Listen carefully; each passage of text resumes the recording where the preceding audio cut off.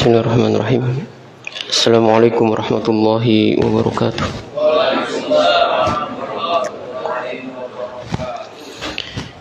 Innal hamdalillah nahmaduhu wa nasta'inuhu wa nastaghfiruh wa na'udzu billahi min shururi anfusina wa min sayyiati a'malina.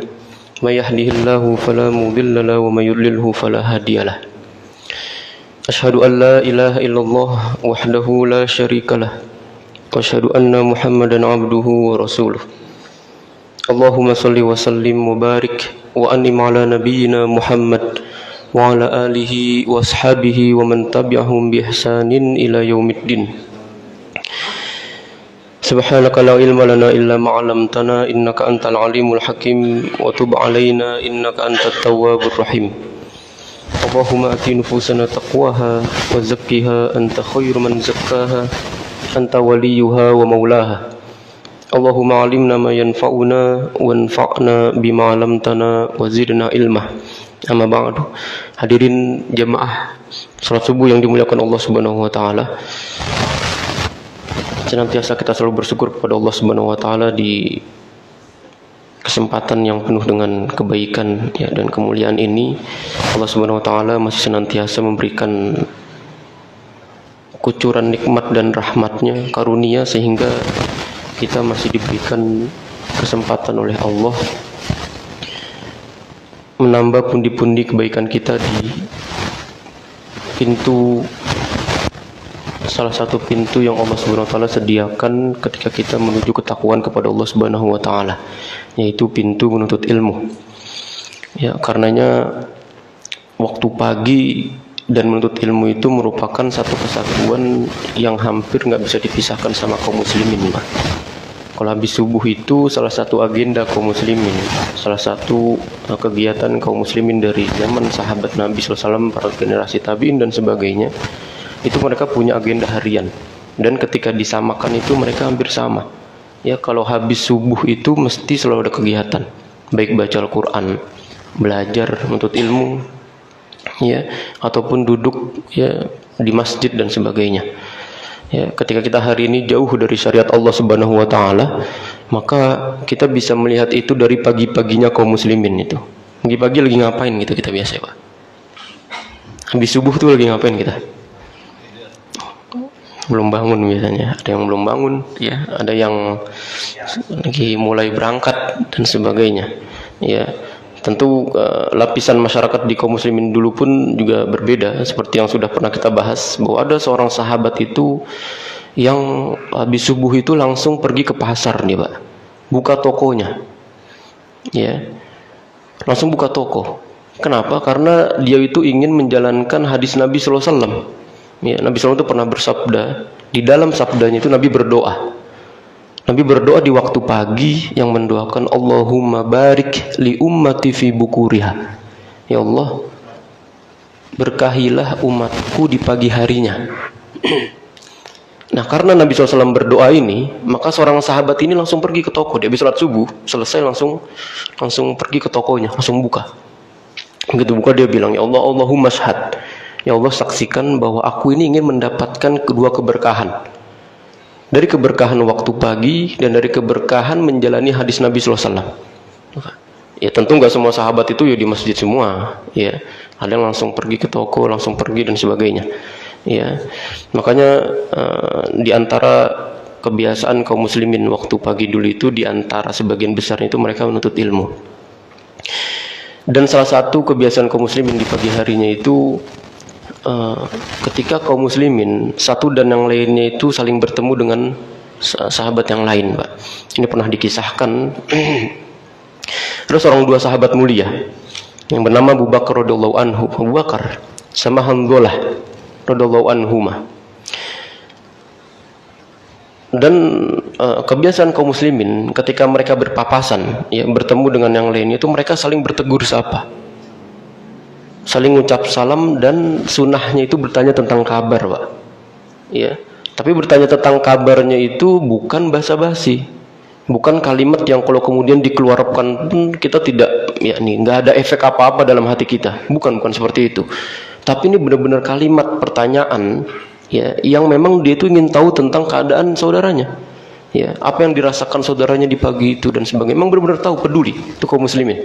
Yang bukan hanya sekedar apa kabar, sehat alhamdulillah, ya, selesai ya itu. Enggak.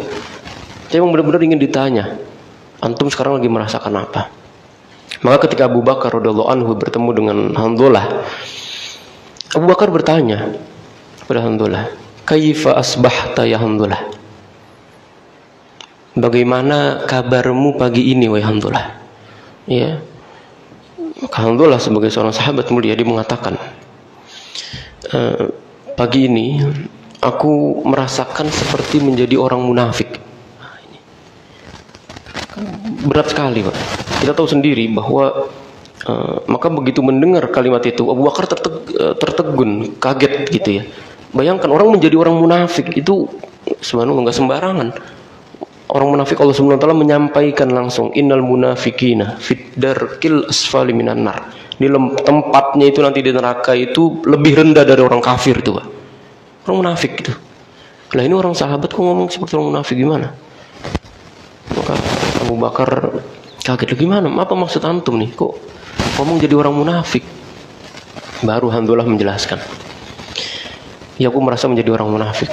Kenapa? Karena setiap kali aku berada di dalam kajian ilmunya Nabi SAW, ya, di dalam majelis ilmunya Nabi SAW, kemudian Nabi SAW itu bercerita tentang surga, menjelaskan tentang neraka. Seakan-akan aku di majelis itu merasakan bahwa surga dan neraka itu benar-benar hadir di hadapanku. Aku merasakan benar nih ada di hadapan kedua mataku surga dan neraka itu. Tapi begitu aku pulang ke rumah, selesai kajian, subhanakallahumma wa bihamdik, selesai, pulang ke rumah, bertemu dengan istri, bertemu dengan anak-anak, bertemu dengan kesibukan duniawi, maka seluruh yang tadi aku rasakan itu hilang semuanya. Ya, seakan-akan aku tuh tidak merasakan apa-apa. Seakan-akan aku tuh tidak mendapatkan apa-apa. Maka aku tuh merasakan menjadi seperti orang munafik. Ya. Maka Abu Bakar begitu mendengar tadi, itu juga merasa, lah ini juga anak merasakan ini sama. Ya, ternyata yang dirasakan itu bukan cuma Hanzalah juga, Pak. Para sahabat pun sama. Ya, ketika mereka itu berada dalam satu kajian ilmu, mereka tuh semangat. Kadang kita kalau lagi dalam kajian ilmu semangat sekali, mau langsung melakukan perubahan, kebaikan dan sebagainya. Tapi begitu selesai keluar, jangankan keluar masjid ya. Selesai kita dari penutupan itu hilang biasanya. Ya, itu memang banyak faktor ya. Di pertemuan sebelumnya kita sudah bahas tentang faktor-faktor orang itu terhalang dari keberkahan ilmu, nih, Pak. Ya, mungkin ilmunya banyak, tapi berkahnya itu hilang. Salah satu berkahnya hilang, dia itu terhindar dari efek baik yang dihasilkan dari ilmu yang dia peroleh. Makanya untuk ilmu itu Nabi SAW itu berdoa 2 kali kan. Untuk ilmu itu Nabi SAW berdoa 2 kali. Yang pertama itu Nabi SAW berdoa, Allahumma inni as'aluka ilman nafi'an. Ya Allah, aku meminta kepadamu, aku berdoa kepadamu ilmu yang bermanfaat. Pertama. Tapi juga di kesempatan yang lain Nabi SAW juga berdoa, Allahumma inni a'udzubika min ilmin la yanfa'. Ya Allah, aku juga berlindung kepadamu dari ilmu yang tidak bermanfaat. Ilmunya banyak, Pak, tapi nggak bermanfaat dia. Orang gelar profesor, doktor, guru besar, tapi nggak memberikan efek apa-apa pada umat apalagi. Kenapa? Karena ilmunya itu nggak bermanfaat. Dari mana bisa datangnya manfaat ini? Dari faktor keberkahan ini. Ya. Dan faktor-faktor keberkahan itu banyak sekali. Dan yang paling besar sekali itu kalau dibahas itu dalam kitab Tibyan fi adabi hamalatul Quran, tulisnya Imam Nawawi. Yang paling besar itu, Pak, adab yang ya, insya Allah di sini nggak ada lah. Adab yang paling orang itu terhindar dari keberkahan ilmu adalah ketika seseorang yang belajar itu merendahkan gurunya. Ya, apa bahasa kitanya itu, merendahkan ustadznya. Jadi kalau ustadznya ini nggak salah, nggak datang nih. Coba menganggap enteng, meremehkan, bahasa kitanya meremehkan ustadznya, meremehkan gurunya. Itu salah satu ciri orang nggak bakal mendapatkan keberkahan ilmu abadan selamanya. Ya, itu udah otomatis tuh. Ya, gimana mau mendapatkan? Dia sebelum datang aja udah menutup dirinya dulu.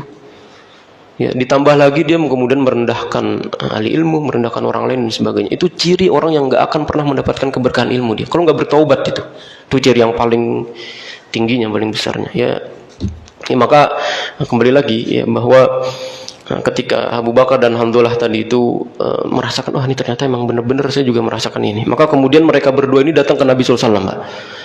Datang ke Nabi SAW, kemudian mereka itu mengadukan tentang apa yang dirasakannya itu. Ya, datang kepada Nabi SAW, kemudian mengadukan, ya Rasulullah, ini kita kok kalau dalam kajian ilmu antum kita merasakan surga dan neraka ini ada, benar-benar hadir suasana yang semangat kita, benar-benar bergejolak. Tapi begitu pulang, hilang seakan semuanya. Maka kemudian Nabi SAW itu menyampaikan, lau annakum tadumuna ala ma antum alaihi, kalau misalnya antum itu bisa berusaha menjaga kondisi ketika antum sedang bersamaku dan tidak bersamaku, artinya ketika antum bisa menjaga, antum kalau lagi dalam majelis ilmu bisa semangat, kemudian begitu di luar majelis ilmu antum juga berusaha menjaga semangat itu, la safahatkumul malaikatu fit turuqat, maka antum itu di sepanjang jalannya itu akan disalami oleh para malaikat, artinya akan dijaga, akan dinaungi oleh para malaikat. Ya, ini merupakan ya salah satu bentuk keberkahan dari orang-orang yang tetap berusaha menjaga ketaatannya di dalam majelis ilmu atau di luar majelis ilmu. Ya, karena kalau kita di majelis ilmu itu dengerin dan sebagainya itu memang semangat gitu. Tapi begitu selesai itu biasanya kadang suka menguap ya, dan hilang seakan kemudian tidak bisa memberikan efek di dalam kehidupan kita. Tapi hadirin yang Allah Subhanahu wa taala, kita melanjutkan kembali ya tentang pembahasan fikih kita yang sudah mulai habis, Pak. Saya sudah mulai habis nih, sampai kita baru di halaman 263. Sedangkan kitab fikih sunnah yang saya miliki itu sampai di halaman 641. Ya, masih sedikit lah. Memang biasanya ulama dulu kalau menulis kitab itu seperti itu. Dia nulis kitab itu nggak kayak kita hari ini. Nulis kitab itu cuman berapa halaman kita kalau nulis kitab itu? Nulis buku ya, 100, 200. Mereka tuh nulis itu sampai berjilid-jilid. Jadi di pertemuan sebelumnya sudah menyampaikan tentang kitab Ihya Ulumuddin, yang kitab perubahan. Ya, walaupun memang ada hadis-hadis yang ada yang doif dan sebagainya. Tapi Imam Al-Ghazali itu menarik, Pak. Dia menulis kitab itu sampai berjilid-jilid, ada sekitar 13 atau berapa jilid itu ya. Satu jilidnya itu bisa 600 sampai 800 halaman.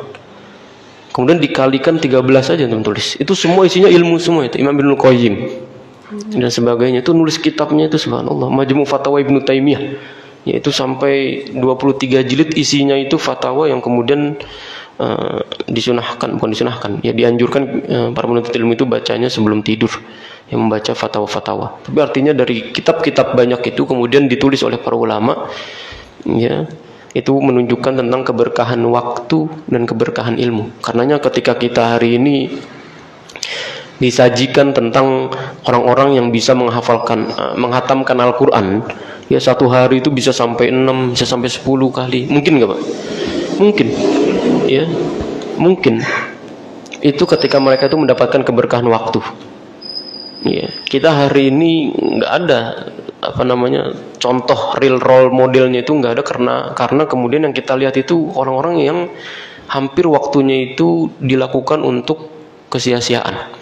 Ya, orang sekelas Khalid bin Walid, Pak. Kenal Khalid bin Walid? Ya, kenal, Pak? Kenal di mana nih, teman? Tahu ya, kalau kenal ya enggak tahu. Ya, tahu Khalid bin Walid ya. Kalau kenal di mana kita ya? Khalid bin Walid, seorang panglima perang. Ya, panglima perang nomor 1 ini ditulis oleh Syekh Mahmud Syed Khattab, seorang jenderal panglima perang di Irak. Jadi dia itu nulis kitab namanya Qodatur Rasul, panglima Nabi SAW. Karena dia juga seorang panglima, seorang tentara militan. Ditulis semuanya itu dari siapa panglima-panglima Nabi. Yang pertama itu Khalid bin Walid, Pak. Ini orang emang luar biasa nih. Nabi SAW di perang Uhud itu kalah sama siapa? Yang ngalahin Nabi SAW di perang Uhud siapa? Khalid bin Walid. Yang dia itu mutar kudanya itu, jadi yang seharusnya arahnya ini lurus. Kemudian dia melihat pasukan ini kok nggak ada, kosong. Khalid berinisiatif, dia memutar pasukannya itu dari arah yang nggak disangka sama kaum muslimin. Jadi kemudian kaum muslimin itu dikepung. Yang di depan ada pasukan bawahnya, kemudian pasukan Khalid ini datang. Nah ini cerdas nih Khalid bin Walid. Bentar kapan-kapan lah kita cerita tentang sejarahnya ya. Perang Uhud itu cerdas sekali. Itu Khalid bin Walid, Pak.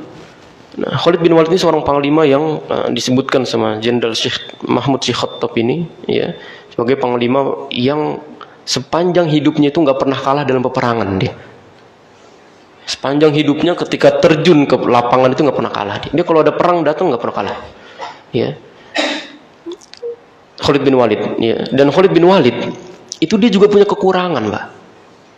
Ya, Khalid bin Walid itu kekurangannya adalah jadi biasanya kalau mimpin sholat, kalau sholat itu kan kalau mimpin tuh biasanya kan pemimpinnya, ya orang tertingginya, panglimanya. Maka kemudian Khalid ini disuruh jadi mimpin sholat, jadi imam sholat dia. Begitu imam sholat, Khalid itu nggak punya hafalan banyak, Pak. Ya disebutkan itu hafalannya dari ya wadduha ke bawah lah. Ya wadduha alam nasroh, atin ke bawah. Ya nggak banyak hafalannya, tapi disuruh mimpin sholat, imam sholat. Apa yang terjadi? Sholatnya salah, Pak. Bacanya, bukan sholatnya ya. Hafalannya salah, bacanya salah gitu ya. Kemudian Khalid itu mengatakan, saya susah kalau disuruh mimpin sholat, karena syagolanil jihad anil Quran. Karena aku ini disibukkan jihad dari Al-Quran. Jadi aku ini nggak bisa baca Al-Quran karena aku disibukkan jihad gitu ya. Ini kalimat ini nggak bisa kita pakai hari ini, Pak. Ya, saya ini disibukkan kerja dari baca Al-Quran. Nggak bisa. Ya, Khalid itu sibuk nggak bisa baca Al-Quran karena memang dia itu punya uzur lain. Karena dia itu pergi berjihad. Ya, dan dia wajar karena begitu dipimpin sholat nggak bisa dia. Jadi memang ada para sahabat yang memang dia itu dari segi keahlian itu berbeda-beda.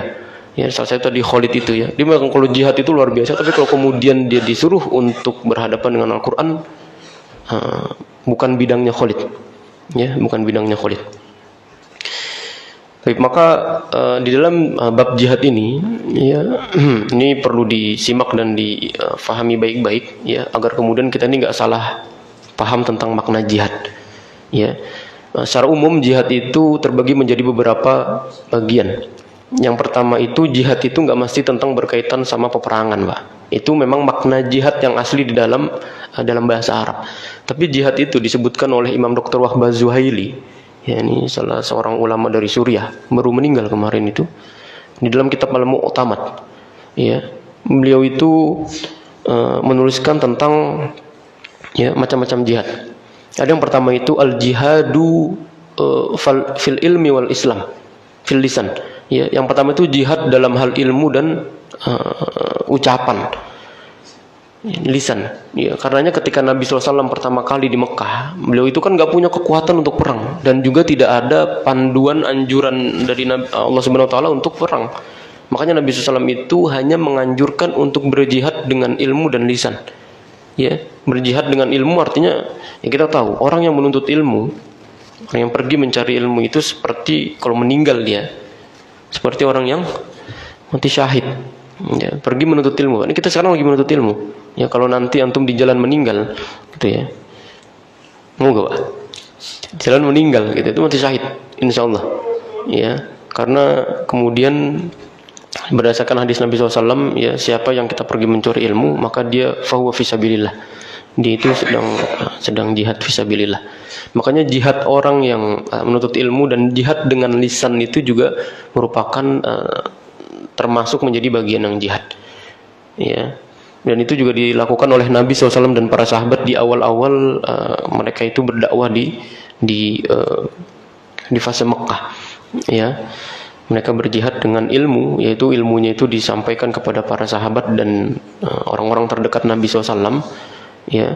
Maka Nabi SAW itu ketika berdakwah pertama kali, dakwah sirriyah, dakwah terbatas itu, Nabi SAW ini merupakan seorang panglima dan komandan perang yang paham tentang manajemen, Pak. Padahal waktu itu belum ada manajemen. Udah ada belum? Istilah manajemen itu belum ada. Tapi aplikasi lapangannya itu ada. Ya, makanya ada kitab itu namanya At-Taratib Al-Idariyah. Ya, sebuah kitab yang menjelaskan tentang manajemennya Nabi SAW dalam segala aspek kehidupannya, Pak. Nah, termasuknya ini. Saya kasih tahu salah satu contohnya. Nabi SAW itu, yang di dalam kitab itu disebutkan, Nabi SAW itu waktu di fase Mekah, Nabi SAW itu kan dakwah Siriyah itu, ya dakwah berdiam, bukan berdiam-diam ya, disebutnya dakwah terbatas lah. Ya, dakwah terbatas. Nabi SAW itu harus dakwah hanya dalam lingkup orang-orang terdekatnya.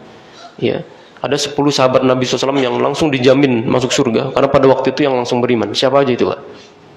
Ingat nih, itu 10 sahabat Nabi SAW yang langsung dijamin masuk surga karena dia yang termasuk awal-awal beriman kepada Nabi SAW.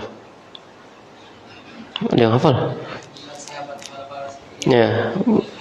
Terus Khalfah, Tolha, Abdurrahman bin Auf, Zubair bin Awam,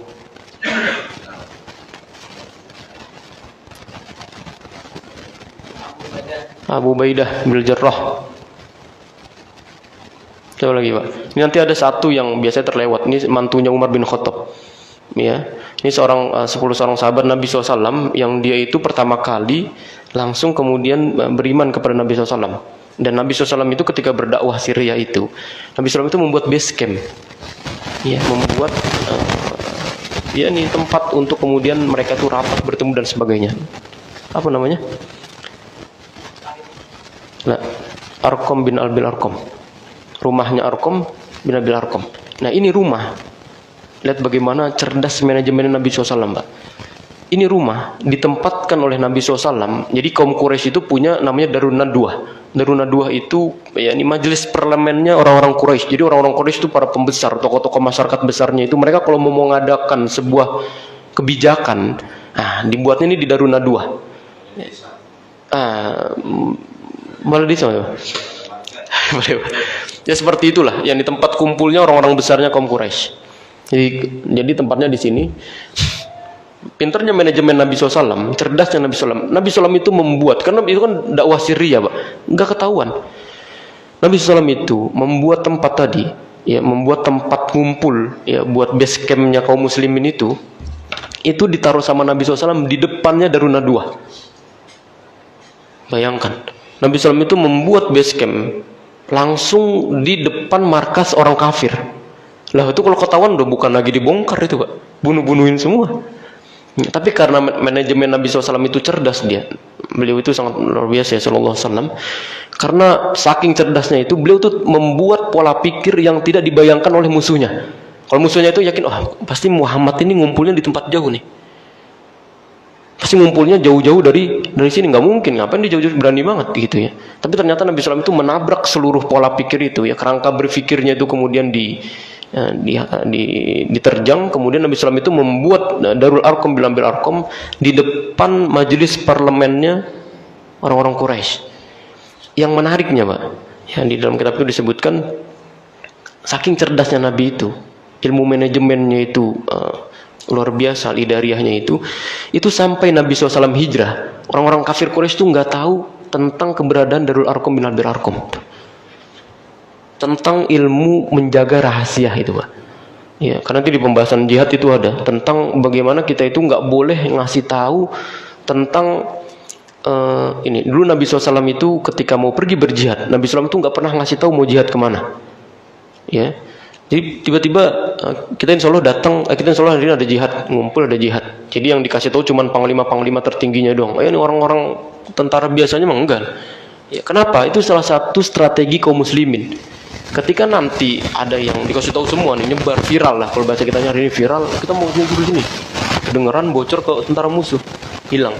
Maka yang kemudian cuman tahu, ya dikasih tahu oleh Nabi SAW tentang kita mau perang itu hanya di panglima tertingginya. Itu pernah suatu ketika Nabi SAW itu Fatu Makkah di tahun ke-8 Hijriah. Nabi SAW itu ingin ekspansi ke kota Mekah, mau membuka kota Mekah. Ya. Kemudian Nabi SAW itu mengumpulkan nih para orang-orang panglima besarnya itu, dikumpulkan oleh Nabi SAW ngasih tahu kita mau perang.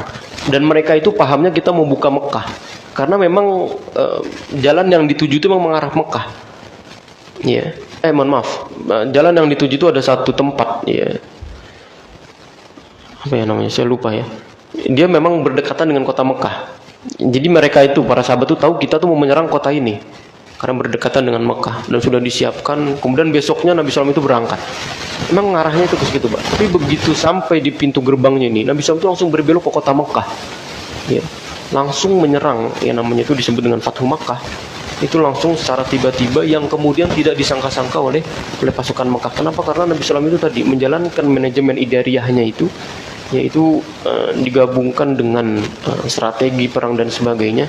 Maka kemudian ekspansi yang dilakukan oleh Nabi SAW itu tidak terjangkau oleh mata-matanya pasukan musuh. Ya, ini dan itu salah satu contoh ya tentang bagaimana Nabi SAW itu bisa menjaga dan para sahabatnya itu tentang rahasia yang dimiliki oleh kaum muslimin. Bayangkan 13 tahun Nabi SAW itu di Mekah berdakwah, ya, mengajak para sahabat itu sebelum kemudian nanti itu dakwah jariyah, bahkan sampai hijrah. Ya, orang-orang kafir itu nggak tahu di mana letak rumah Arqam bin Abi Arqam. Padahal rumahnya itu ada di depannya Darun Nadwah. Ya, rumahnya itu ada di depannya markas besarnya mereka sendiri gitu ya. Ini luar biasa tentang bagaimana Nabi SAW itu menjaga sampai tidak ketahuan oleh musuh. Baik, ya itu yang pertama tentang jihad ilmu dan lisan. Ya, yang kemudian yang kedua itu tentang al-jihadu bil mal. Ya, jihad dengan harta. Ya, orang yang memiliki harta, ini enggak semua orang kemudian dikasih harta, Pak, oleh Allah Subhanahu wa taala. Ya, karena ketika semua orang ini kaya, nanti bingung pemimpinnya itu. Kita masyarakatnya miskin, pemimpinnya bingung. Masyarakatnya kaya, pemimpinnya bingung. Kok bisa? Di zamannya Umar bin Abdul Aziz, ya itu kita tahu bahwa hampir semuanya itu nggak ada yang mustahik zakat. Ya, semuanya wajib zakat dia. Jadi dicari itu orang-orang tuh yang ini siapa nih yang mau mendapatkan zakat? Karena waktu itu pusat pemerintahan itu di Damaskus, Daulah Bani Umayyah di Damaskus. Itu dicarinya tuh sampai Afrika itu, Pak. Bayangkan Damaskus di Suriah hari ini, terus sampai ke Afrika, dicari nggak ada itu. Dicari orang yang kemudian layak mendapatkan zakat, nggak ada. Ada orang yang kemudian mengadu ke gubernurnya, Umar bin Abdul Aziz, yang mengadukan bahwa ini ada seseorang, dia kaya, bukan kaya, dia cukup, dia punya rumah, bahkan punya khodimah juga, punya pembantu juga, tapi dia punya hutang. Boleh gak hutangnya ini dibayarkan oleh Baitul Mal? Ya, apa katanya Umar bin Abdul Aziz? Boleh. Ya, itu saking memang gak adanya orang-orang yang kemudian mustahik untuk zakat. Cuman dilalui oleh Umar bin Abdul Aziz itu cuman sekian bulan, ya, karena Umar bin Abdul Aziz itu memimpin tahun 99 Hijriah, kemudian 101 itu beliau wafat, ya. Itu waktu yang singkat kemudian menghasilkan masyarakat yang luar biasa. Jadi masyarakat yang kaya itu kemudian mereka itu diberikan, ya, tentang jihad harta, di mana harta yang dimiliki, yang dititipkan oleh Allah Subhanahu wa taala itu bisa kemudian memberikan kepada dia itu rasa manfaat, ya, yang berada di sekelilingnya. Maka itu kemudian disebutkan bahwa al-jihad selanjutnya itu al-jihadu bil mal. Kemudian jihad selanjutnya itu al-jihadu bil qital wal harb, yaitu jihad dengan peperangan, ya. Sawun kana difa'iyan bitasaddi li'ada'illahi alladziina ya'taduna 'alal muslimin wa radihim wa diyarihim. Ya, baik ketika jihadnya itu, ya, itu merupakan jihad pertahanan. Artinya kita enggak memulai duluan, ya. Ada musuh yang kemudian menyerang kaum muslimin, kemudian kita menahan, ataupun jihad yang kemudian kita tuh disyariatkan untuk langsung datang, ya, membuka sebuah kota untuk kemudian menaklukkan kota tersebut. Ya, itu jihad selanjutnya. Ya, maka itu salah satu marohil tentang tingkatan-tingkatan tentang jihad yang tentu hari ini yang kita bahas di dalam kitab Fikih Sunnah itu merupakan jihad yang berkaitan dengan peperangan, ya, karena ketika kita nyebut tentang jihad pasti otomatis pikiran kita itu langsung perang, jihad perang.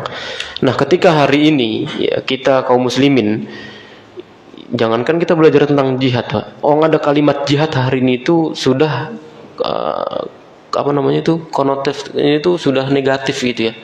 Dia sudah negatif loh nih, jihad tuh pasti udah teroris, sudah pasti ekstremis, sudah pasti ya hal-hal yang berbau radikalisme.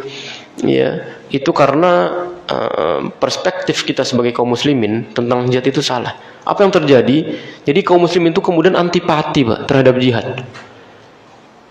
Mereka itu kemudian tidak mau lagi untuk berjihad, ya, dan itu kemudian membuat kaum muslimin itu menyerah. Ya, menyerah untuk menghadapi musuh-musuh Islam. Karena ketika kalimat jihad ini itu ada. Saya pernah baca ya, kalau nggak pernah dengar, di kurikulum Palestina hari ini, Pak.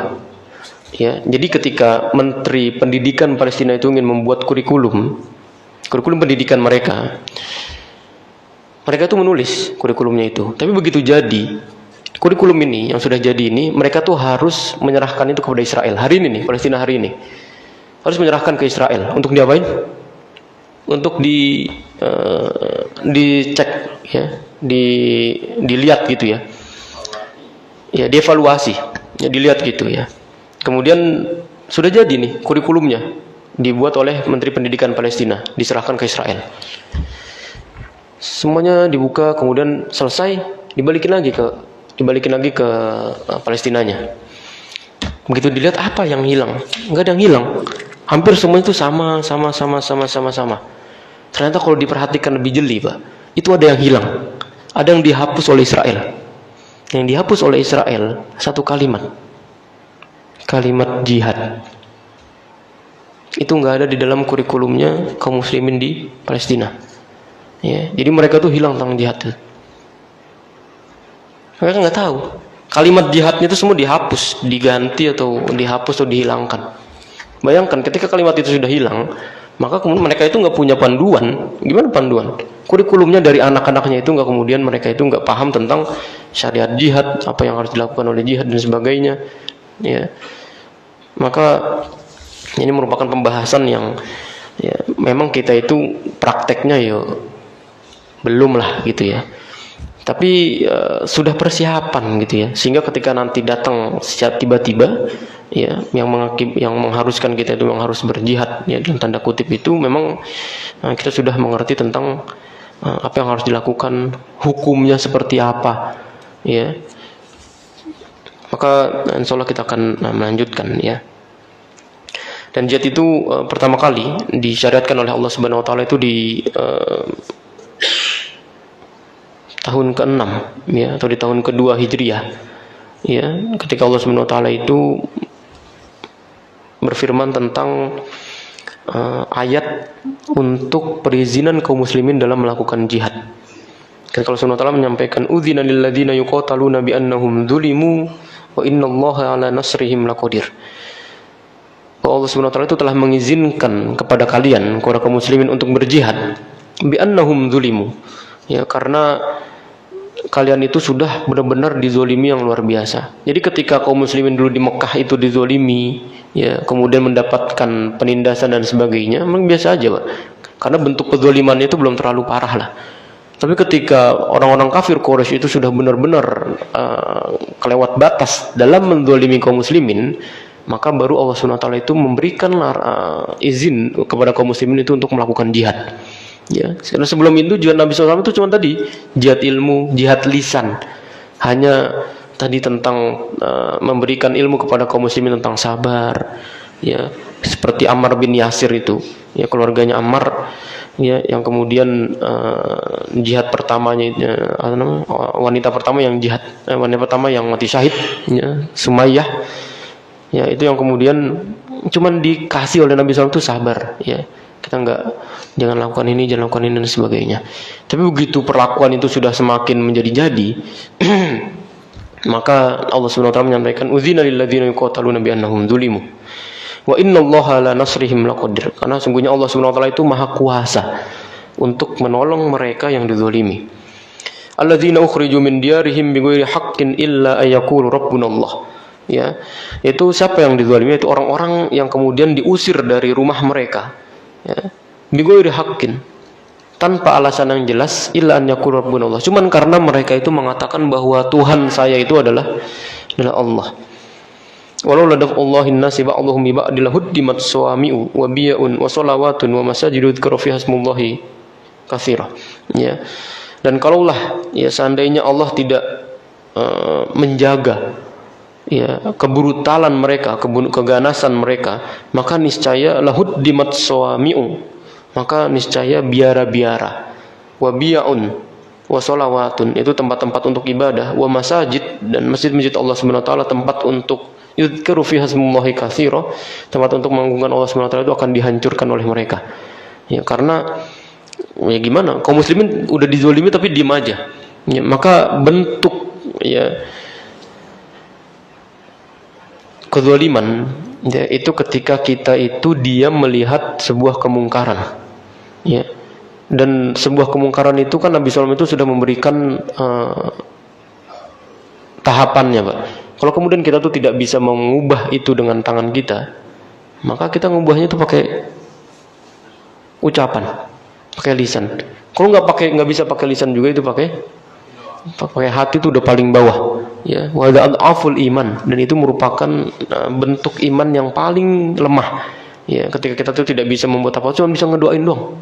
Ya, kita hari ini ada kaum muslimin di Palestina itu, di Suriah, di negara-negara yang sedang berperang. Kita nggak bisa mengubah pakai tangan kan? Nggak bisa. Maksudnya ikut perang gitu. Pakai ucapan sedikit-sedikit. Kita cuma bisa kebaikan pakai hati, ya Allah sabar gitu. Memang hari ini memang kondisi kaum muslimin tentang keimanan itu sudah mulai berkurang. Ya. Baik, kemudian wa fi hadhil ayat ta'lilu lil adni bil qitali bi umuri salasah. Bahwa dalam ayat ini mengandung tentang beberapa hal. Yang pertama, annahum dzulimu bil i'tidai alaihim. Ya, bahwa ketika kaum muslimin itu sudah berada dalam kezaliman yang sangat luar biasa, wa ikhrajihim min diyarihim bighairi haqqin illa ayyadinu dinal haqq wa yaqulu rabbuna Allah. Ya, cuman karena mereka itu mengatakan bahwa Tuhan kita itu adalah Allah Subhanahu wa taala. Annahu laula idnullahi lin-nasi bimithli hadzal difa' lahuddimat jami'ul ma'abid allati yudhkaru fiha ismullahi katsira.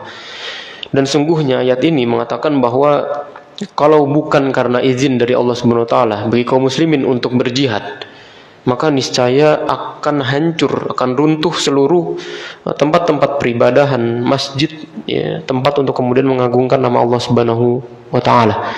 Bisababi dzulmil kafirin alladzina yu'minuna billahi wal yaumil akhir. Ini disebabkan karena kezaliman dari orang-orang kafir yang kemudian mereka itu tidak beriman kepada Allah dan hari akhir. Kemudian yang ketiga, anna ghayatan nasr wa tamkin fil ardi wal hukmu iqamatus shalah wa ita'iz zakah wal amr bil ma'ruf wan nahyi 'anil munkar. Di mana salah satu bentuk tujuan dari kemenangan, ya, dan penanaman ketentraman, ya, istilahnya kita itu menjalankan hak asasi manusia, ini tentang kesejahteraan, kedamaian dan sebagainya, tentang iqamatus shalah. Ya, yaitu ketika kita itu bisa melaksanakan sholat dengan baik, dengan aman, dengan nyaman, dan melakukan itaiz zakah wal amru bil ma'ruf wan nahyi 'anil munkar. Ini merupakan dua hal yang nggak bisa dipisahkan, al amru bil ma'ruf dan nahyi 'anil munkar. Ketika al amru bil ma'rufnya ini lebih banyak daripada an nahyi 'anil munkar, maka seperti hari ini, Pak. Ya, orang ya amar ma'rufnya itu masya Allah, ngejelasinnya masya Allah, tapi ketika ada kemungkaran mereka diam. Dan sebaliknya, ya, ada orang yang kemudian ya, melakukan ya pencegahan terhadap kemungkaran tapi dilandasi tanpa ilmu. Ini juga salah. Jadi al-amru bil ma'ruf dan nahyu 'anil munkar ini merupakan dua hal yang memang harus berjalan berdampingan. Ya, tidak bisa disebutkan atau kemudian tertinggal salah satunya. Baik. Tentang hukum dari jihad itu sendiri. Jihad ini hukumnya fardu kifayah, ya, bukan wajib, Pak. hukum jihad ini fardu kifayah. Artinya fardu kifayah itu ketika ada orang yang kemudian memang tidak masuk dalam kriteria orang-orang yang bisa pergi berjihad, maka dia diperbolehkan untuk tidak pergi berjihad. Ini dulu pernah terjadi di zaman Nabi SAW. Ya, ada seorang sahabat namanya itu Amr bin Jamuh. Ya, jadi ada dua seorang sahabat yang mulia. Ini seorang sahabat yang saling bersahabat. Ya, ada Amr bin Jamuh sama siapa satu lagi ya? Ini dua orang ini sudah sangat tua, Pak. Dia dari segi uzur aja mereka mendapatkan uzur dari Nabi SAW untuk tidak pergi berjihad. Jadi mereka tuh sudah melayangkan proposal lah kepada Nabi SAW itu, ya Rasulullah, aku ingin pergi berjihad di perang Badar. Tapi kemudian sama anak-anaknya ini tidak diperbolehkan, ditolak sama anak-anaknya. Gimana ya ayah? Antum udah tua, sudah lemah, buat lari aja susah, antum gimana mau pergi berjihad? Ya. Maka kemudian sama Nabi SAW itu diurungkan niatnya di perang Badar itu, nggak diperbolehkan. Begitu perang Badar selesai, kaum muslimin menang. Ya, kemudian tidak lama sini, setahun berselang, itu kan kaum muslimin juga terjadi perang Uhud. Ya, perang Uhud itu terjadi di tahun ketiga Hijriyah. Jadi perang Uhud ini salah satu kronologisnya itu merupakan lanjutan perang Badar lah yang tertunda, karena di perang Badar itu para tokoh kaum musyrikin itu terbunuh, ya. Abu Jahal, Umayyah bin Khalaf, ya, rata-rata tokoh-tokoh besarnya kaum musyrikin itu terbunuh di perang Badar. Nah, mereka para anak-anak keturunan ini merasa nggak terima nih. Gimana nih? Kita pada kalah semua. Bapak-bapak kita ini meninggal semua, tokoh-tokoh masyarakatnya. Maka kemudian mereka itu ingin mengadukan balas dendam. Ya. Ingin melanjutkan balas dendam di perang Uhud. Ya. Yang perang Uhud ini kemudian dilakukan ya, oleh tentara Quraisy itu, ya, untuk kemudian mereka itu melakukan penyerangan kepada kaum muslimin, ya. Dan itu terjadi tahun ketiga Hijriah. Nah, maka begitu terjadi perang Uhud ini, Amr bin Jamuh dan satu lagi sahabatnya itu, dia datang lagi kepada Nabi SAW. Ya Rasulullah, aku ingin pergi berjihad. Kemudian anaknya lagi datang, ngapain dia berjihad lagi, antum udah tua, udah ngasih uzur dan sebagainya. Maka kemudian orang ini mengatakan, antum sekarang nggak bisa lagi menolak, nggak bisa lagi mencegahku untuk pergi berjihad, ya, karena antum sudah mencegahku di perang Badar. Dan sekarang insya Allah kita pergi perang di perang Uhud, ya. Maka pergilah. Akhirnya diizinkan oleh Nabi SAW, nggak apa-apa, pergi perang Uhud. Apa yang terjadi? Mereka itu ternyata di perang Uhud itu mati syahid. Ya, dibunuh Amr bin Jamuh dan sahabatnya ini, sebenarnya saya lupa ya sama namanya ini. Dibunuh, meninggal, ya. Begitu wafat, ya, ini pembahasan tentang bahwa jihad itu nggak wajib, ya, bahwa ketika mereka itu memang memiliki uzur syar'i, ya. Maka kemudian orang ini meninggal di perang Uhud itu, kemudian oleh Nabi SAW itu diletakkan dalam satu liang lahat yang sama, karena mereka itu dulu ketika di dunia itu saling bersahabat. Ya, ini tentang bersahabat di dalam kebaikan. Ya. Baik. Kemudian al-jihadu fardu kifayah. Bahwa jihad itu hukumnya fardu kifayah. Laisa fardun ala kulli fardin minal muslimin. Ya, bukan wajib bagi setiap kaum muslimin. Nah, kalau wajib berarti anak-anak juga diwajibkan, perempuan dan sebagainya. Wa inama huwa fardun alal kifayah idza qama bihil ba'd wa dafa'a bil adu wa hasala bil gina saqatan anil bakin. Ya. Ketika jihad ini sudah ditegakkan oleh sebagiannya, ya, untuk kemudian menjaga dari penyerangan musuh, kemudian dia juga mendapatkan ghanimah dan sebagainya, maka yang lainnya itu tidak apa-apa untuk kemudian tidak ikut berjihad. Ya, contohnya nanti banyak nih, Pak. Ya. Ketika Allah Subhanahu wa taala kemudian berfirman, wa makanal mu'minuna liyanfiru kaffah falawla nafara min kulli firqatin minhum ta'ifatan liyatafaqahu fid din wa liyunziru qaumahum idza raja'u ilaihim la'allahum yarji'un. Ya, ini dalam surat Al-Anfal, surat At-Taubah, ya, yang menjelaskan tentang bagaimana sekelompok dari kaum muslimin itu Ya, falaula nafara min kulli firqatin minhum ta'ifatun liyatafaqahu fid din wa liyundiru qaumahum idza raja'u ilaihim la'allahum yahdharun. Ya. Kemudian di dalam satu hadis yang sahih diriwayatkan dari Imam Bukhari, wa yadhkuru an Ibnu Abbas, ya, bahwa makna infiru thubatin, ya, yaitu tentang saraya al-mutafarriqin. Maka Allah Subhanahu wa taala, la yastawil qa'iduna minal mu'minina ghairu lid-durri wal mujahiduna fi sabilillah bi amwalihim wa anfusihim fadlallahu al-mujahidina bi amwalihim wa anfusihim 'alal qa'idina darajah. Di sini tentang bagaimana Allah Subhanahu wa taala itu memberikan keutamaan, ya, kepada para mujahid, orang-orang yang berjihad dibandingkan dengan orang-orang yang tidak berjihad. Artinya dari sini memang Allah Subhanahu wa taala itu memberikan sebuah keutamaan yang berbeda. Ya, orang yang berjihad itu memiliki keutamaan yang luar biasa. Ketika Allah Subhanahu wa taala menyampaikan la yastawi, enggak sama. Siapa yang enggak sama? Al-qaiduna minal mu'minin ghairu lid-durri wal mujahidina fi sabilillah.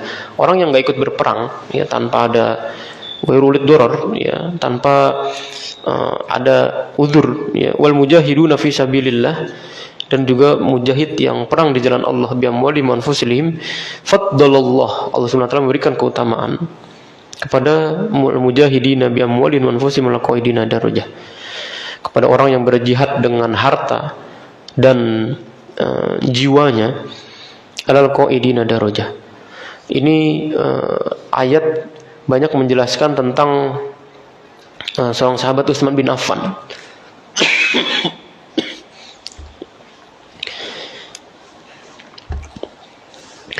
Utsman bin Affan, ya, salah seorang sahabat Nabi SAW, yang dia ini termasuk dari ayat ini, Pak. Jadi ada orang sahabat yang memang dia itu cuma bisa berjihad dengan jiwanya, tapi dia nggak bisa berjihad dengan hartanya. Ya, orang miskin, ashabus sufah dan sebagainya. Tapi ada orang yang berjihad dengan keduanya. Ada orang yang berjihad dengan harta, dan dia juga ada yang berjihad dengan jiwanya. Salah satu Utsman bin Affan. Ketika Nabi SAW itu berada di perang Khandaq, ya, di perang Ahzab atau di perang Tabuk, ya, mohon maaf, itu salah satu peperangan dari Nabi SAW. Kaum muslimin itu sudah nggak punya apa-apa lagi, Pak. Maka kemudian Nabi SAW itu hanya melelang itu di hadapan para sahabat, siapa yang mau membiayai, ya, memberikan sedikit hartanya untuk keberangkatan kaum muslimin. Ya, kayaknya perang Tabuk, ya. Itu kaum muslimin siapapun sama Nabi SAW itu diterima apa aja. Maka ada yang datang kaum muslimin cuman ngasih 1 butir kurma untuk membiayai saudaranya itu ingin pergi berjihad, gitu, Pak. Ada yang kemudian datang bawa apa yang dia punya, datang bawa sesuatu apa yang dia punya. Enggak besar. Yang besar itu Utsman bin Affan. Utsman bin Affan itu ngasih 100 ekor unta beserta dengan ininya, barangannya, ya, barang bawaannya itu. Bayangkan 100 ekor onta buat perang, kemudian ditambah dengan barang bawaannya. Itu yang dilakukan Utsman. Ya, Utsman juga ikut pergi berjihad, ya, untuk kemudian menolong kaum muslimin. Jadi memang ada orang-orang kaya dulu itu memang cara mereka untuk melanggengkan hartanya itu bukan cuma dengan zakat, Pak. Zakat itu dalam kaum muslimin itu merupakan sebuah persentase yang sangat minimalis sekali. Ya, ini buat para orang kaya nih, orang-orang yang dititipin harta nih. Orang yang kemudian hanya mengeluarkan, mensucikan hartanya dengan zakat itu merupakan sebuah persentase yang sangat minimalis sekali. Zakat itu kecil banget, Pak. Ya, berapa? Cuma 2,5%. Yang paling besar, ya, zakat pertanian 5%. Atau zakat rikas. Rikas itu hartanya Mas Korun tuh, ya, harta karun. Kita jarang-jarang, ya, ketemu harta karun seharian, itu kan jarang gitu, ya. Itu 10%. Zakat kita cuma 25%, sedikit sekali. Maka dulu peradaban Islam tuh nggak dibangun dengan zakat, dengan donasi, sedekah, tuh nggak ada. Mereka itu dibangun dengan satu pembahasan namanya wakaf. Ya, dan kita hari ini wakaf itu cuman yang kita pahami hanya hal-hal yang sifatnya besar, kan. Ada wakaf pembebasan tanah buat masjid, wakaf buat pesantren, wakaf buat kuburan, cuman itu doang. Padahal wakaf itu ini memang punya pembahasan tersendiri, Pak. Ya, wakaf itu yang membiayai seluruh kaum muslimin ketika mereka itu ingin membuka sebuah peradaban yang baru. Seluruhnya itu wakaf. Nah, ketika kaum muslimin ini kalah, maka yang pertama kali dihancurkan oleh orang-orang kafir itu adalah wakaf ini. Jadi harta, kalau wakaf itu kan ya nih, kita ngasih harta. Ini hartanya ini bukan lagi milik kita, Pak. Jadi dia udah ya nih, siapapun bisa ya menikmatinya. Karena itu namanya wakaf, ya. Dan ketika kaum muslimin ini kalah, runtuh, maka yang pertama kali dihancurkan oleh orang kafir nih, wakafnya dulu. Orang jadi nggak tahu di mana rumahnya, orang jadi hilang semuanya, dihancurkan seluruhnya. Jadi kemudian mereka itu hanya di kotak-kotakan, antum tinggal di sini, di rumah ini, di rumah ini, di rumah ini, di rumah ini, di rumah ini. Wakaf-wakaf yang sebelum-sebelumnya itu dari daulah dinasti Bani Umayyah, ada daulah-daulah yang lainnya itu hilang, dihancurkan seakan kemudian tidak berbekas apa-apa. Maka hari ini kita cuma memahami wakaf tadi tempat tadi dong, Pak. Masjid, TPU, sama pesantren, sekolah. Cuma itu doang. Padahal wakaf itu udah banyak nih. Ada wakaf orang yang mau menikah itu. Ada orang yang mau menikah, kemudian dia itu nggak punya pakaian nikahnya itu. Itu ada wakafnya. Ada bahkan wakaf air minum, Mbak. Ini dulu di zaman mbah-mbah kita ini, ya partai mungkin masih mendapatkan. Saya di Mesir masih ada, Pak. Jadi kalau di dulu itu yang saya baca, di depan rumah-rumah kita tuh biasanya ada gentong air tuh, kendi ya, Pak. Ada kendi air yang kemudian kita bisa minumnya. Maka dulu orang-orang dulu itu kalau ngelihat aqua hari ini kayaknya nggak juga bingung ya, gimana masa air minum dijual? Ya, Pak. Dulu air minum aja disediakan di depan rumah itu. Kalau nggak salah saya masih mendapati itu ya. Ada beberapa tempat itu emang air minumnya itu di Indonesia. Air minumnya itu ada kendi gitu untuk kemudian bisa diminum. Itu namanya asbilah. Ya, dan peradaban Islam itu ada. Di Mesir itu masih ada dia, Pak. Jadi disediakan di depan rumah itu kendi-kendi ya, tempat-tempat tuh kemudian orang itu mengambil minum. Wakaf air minum. Ya, ada banyak sekali ya. Ada namanya wakaf rumah sakit. Namanya yang terkenal itu Bimaristan. Ya, ini wakaf rumah sakit. Orang yang masuk ke sini itu nggak bayar, Pak. Justru dia dibayar. Bayangkan orang sakit masuk ke rumah sakit, itu dia bukan ngebayar rumah sakitnya yang bayar dia. Kenapa? Karena selama antum sakit, antum nggak bekerja, ya antum kehilangan waktu untuk kemudian menghasilkan produktivitas dan sebagainya. Maka untuk mengganti itu semua, nih kita dari rumah sakit ngasih antum biaya. Nah itu dari mana? Dari wakaf. Ya, dan itulah ya sedikit pembahasan tentang wakaf. Ya, dan itu kemudian ketika kaum muslimin itu sudah jatuh, maka itu yang kemudian dihilangkan oleh ya orang-orang kafir, sehingga kita itu tidak mengerti tentang jihad, tidak mengerti tentang wakaf dan sebagainya. Ya kemudian dalam satu hadis yang lain ya bahwa Nabi SAW itu ba'atsan ila Bani Hayyan min Hudhil, ya bahwa Nabi SAW itu mengutus sebuah utusan kepada Bani Hayyan, ya dari masyarakat kaum Hudhil, yang ba'atsa min kulli rajulaini ahaduhuma wal ajru bainahuma, untuk kemudian melakukan jihad di antara keduanya. Waliannahu law wajaba 'alal kulli la fasadati masalihin nas ad-dinuniyah ad-dunyawiyah fa wajaba 'ala ayakuma bi ilal ba'd. Ya artinya ketika seorang itu untuk melakukan jihad, ya tidak ketika sebagiannya itu sudah melakukannya, maka kemudian yang lainnya itu diperbolehkan untuk tidak mengikuti jihad. Itu nanti terjadi di perang Badar juga sama. Perang Badar itu ya singkatnya itu ketika kaum muslimin itu tidak niat untuk pergi berjihad, tapi kemudian mereka itu jadi justru berjihad di jalan Allah Subhanahu wa taala. Ya, wallahu a'lam bishawab. Ya, insyaallah kita lanjutkan di pertemuan selanjutnya.